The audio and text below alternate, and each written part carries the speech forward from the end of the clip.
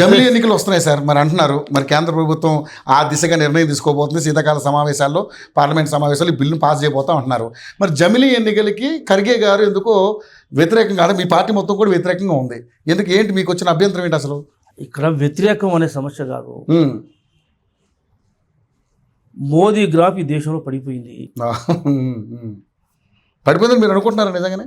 100% రాహుల్ గాంధీ పాదయాత్ర ఈ దేశంలో ఉన్న పేదలందరినీ కదిలించింది. ఇది జోడో యాత్ర. రాహుల్ గాంధీ ప్రజలకు దగ్గర అయిపోయాడు. మొన్న కూడా పెద్ద ఇది కాదు, 20 సీట్లు వస్తాయి. కానీ నిజంగానే మరి మొన్న 99 కదా మీకు వచ్చినాయి, ఇండియా కూటమి కాకుండా. అవును, కానీ ఇంకా భారీ ఎత్తున రావాలి. 20 వస్తే ఇంకో 20 వస్తే వచ్చేవాళ్ళం. అయినా రాహుల్ గాంధీ ప్రజల తరఫున పోరాడుతున్నాడు, ప్రజల మనిషి అయిపోయాడు, ప్రజా నాయకుడు అయిపోయాడు. మోదీ వర్సెస్ రాహుల్ గాంధీ రెండో వ్యక్తి లేడు దేశంలో.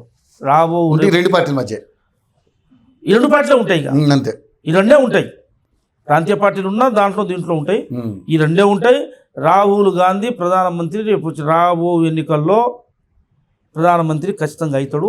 దాన్ని పసిగట్టి మోదీ దాన్నో ఏదో హైజాక్ చేసి జిమ్మికి చేసి జమిలీ అని గిమ్లీ అని ఏదో జమిలీ పెట్టుకున్నా ఒకేసారి పెట్టుకున్నా ఏముంటుంది 5-6 నెలలు తేడా తప్ప దీంట్లో ఎవరికి ఇబ్బంది పడేది లేదు.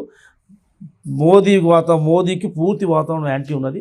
కాంగ్రెస్ పార్టీ రాహుల్ గాంధీ నాయకత్వాన్ని అలా అన్ని ప్రాంతీయ పార్టీలు ఎంకరేజ్ చేస్తున్న పరిస్థితి ఉన్నది. దాంట్లో రాబో కాలం అంతా కాంగ్రెస్ పార్టీ. ఇక్కడ కూడా ఇంకో వచ్చేసారి కూడా కాంగ్రెస్ పార్టీ వస్తుంది.